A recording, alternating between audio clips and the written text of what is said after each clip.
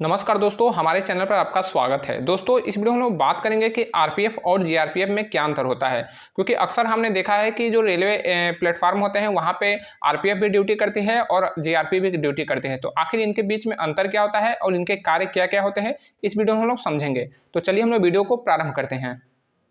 तो सबसे पहले हम लोग समझते हैं आरपीएफ को। जी हाँ दोस्तों, सबसे पहले हम लोग आरपीएफ को समझते हैं कि आरपीएफ क्या है। तो दोस्तों, आरपीएफ का फुल फॉर्म होता है railway protection force, railway protection force. और इसकी स्थापना कब हुई थी? तो इसकी स्थापना हुई थी 2 जुलाई 1872 को, 2 जुलाई 1872 को। जी हाँ दोस्तों, 16 अप्रैल 1853 में जब रेलवे भारत में प्रथम रेल चली थी, तो उसके कुछ साल बाद ही 2 जुलाई 1872 में रेलवे की फोर्स की स्थापना हो गई थी। यानी कि रेलवे में भी सुरक्षा के लिए कोई फोर्स चाहिए थी, तो आरपीएफ की स्थापना हुई थी। और इसका पुनर्गठन कब किया गया था? तो पुनर्गठन किया गया था 20 सितंबर 1985 को। दोस्तों, 20 सितंबर 1985 बहुत ही महत्वपूर्ण डेट है, क्योंकि आरपीएफ जो है प्रति वर्ष जो है अपना स्थापना दिवस 20 सितंबर को मनाता है। और 1985 में जो है 20 सितंबर 1985 को भारत सरकार ने आरपीएफ को भी सशस्त्र बल घोषित किया था। यानी कि इससे पहले 1985 से पहले आरपीएफ को केवल जो है लाठी और अन्य उपकरण के सहारे ही प्रोटेक्शन करना पड़ता था रेलवे में, जबकि 1985 से इनके पास भी जो है गन मिलने प्रारंभ हो गए। तो उस दिन से आरपीएफ को सशस्त्र बल का दर्जा मिल गया। दोस्तों, आरपीएफ का फुल फॉर्म मैंने आपको बताया कि रेलवे प्रोटेक्शन फोर्स होता है। और आरपीएफ का हेडक्वार्टर कहाँ है? तो आरपीएफ का हेडक्वार्टर जो है वो है नई दिल्ली में। आरपीएफ का आदर्श वाक्य क्या है? तो आरपीएफ का आदर्श वाक्य जो है यशो लभस्व। दोस्तों, रेलवे के एग्जाम में कई बार ये जो है प्रश्न पूछे जाते हैं कि आरपीएफ का आदर्श वाक्य क्या है। साथ ही साथ आरपीएफ एसआई या कांस्टेबल के एग्जाम में भी ये क्वेश्चन पूछे जाते हैं। और आरपीएफ का प्रतीक चिन्ह क्या है? तो मैंने आपको ऊपर दिखाया कि आरपीएफ का प्रतीक चिन्ह क्या था। तो आरपीएफ का प्रतीक चिन्ह में जो है जैतून के पत्तियों के बीच में एक अशोक स्तंभ है और उसके नीचे जो है आरपीएफ लिखा हुआ है, और साथ ही साथ उसके नीचे आरपीएफ का आदर्श वाक्य लिखा हुआ है। तो आरपीएफ का आदर्श वाक्य क्या है? तो वह है यशो लभस्व।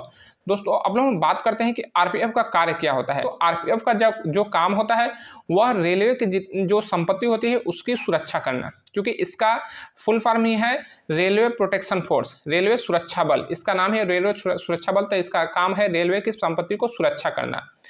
तो फिर आरपीएसएफ का क्या होगा? तो दोस्तों देखिए, जो आरपीएफ होती है वो स्पेशली आपके प्लेटफॉर्म पे, आपने देखा कि रेलवे प्लेटफॉर्म पे जो है आरपीएफ जो है तैनात रहती है और अन्य जो कार्य है वो करती रहती है। साथ ही साथ जो सुरक्षा के मद्देनजर ट्रेनों के अंदर भी आरपीएफ जो है चेक इन वगैरह या फिर अन्य जो कार्य होते हैं वो करती रहती है। तो जितना भी सुरक्षा का कार्य होता है वो आरपीएफ करती है, ट्रेन के बाहर भी और ट्रेन के अंदर भी। ठीक है, ट्रेन के बाहर भी और ट्रेन के अंदर भी आरपीएफ सुरक्षा प्रदान करती है। बात करें जीआरपी की, तो जीआरपी की स्थापना कब हुई थी? तो जीआरपी का स्थापना हुआ था 1881 में। 1881 में अंग्रेजों के समय में ही जो है जीआरपी की स्थापना हो गई थी, जबकि इसका 1979 में जो है पुनर्गठन किया गया। ठीक है, 1985 में जो है आरपीएफ का जो है पुनर्गठन किया गया था। उसी तरह 1989 में जीआरपी का पुनर्गठन किया गया। ठीक है, और जीआरपी का फुल फॉर्म क्या होता है? तो जीआरपी का फुल फॉर्म होता है गवर्नमेंट रेलवे पुलिस। ठीक है, गवर्नमेंट रेलवे पुलिस, जिसको हिंदी में हम लोग कहते हैं राजकीय रेलवे पुलिस। ठीक है, राजकीय रेलवे पुलिस। और इसका कार्य क्या होता है? तो दोस्तों, जीआरपी का कार्य होता है, इसका नाम है राजकीय रेलवे पुलिस।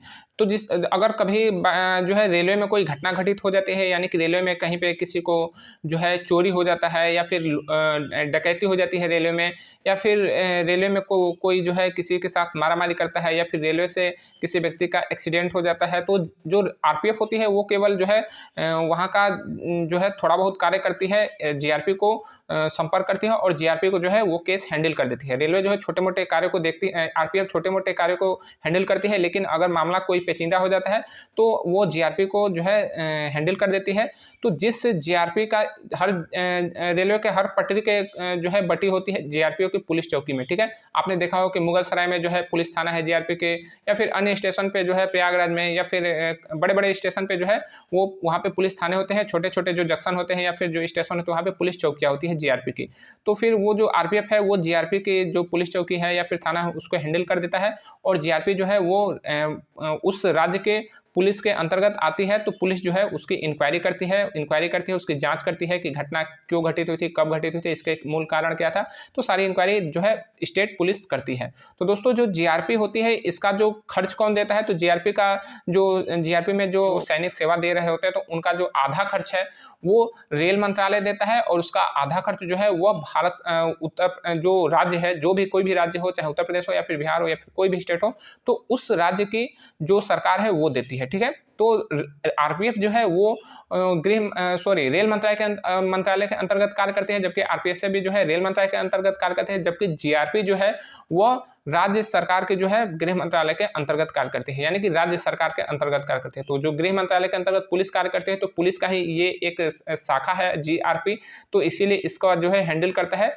राज्य सरकार के गृह मंत्रालय।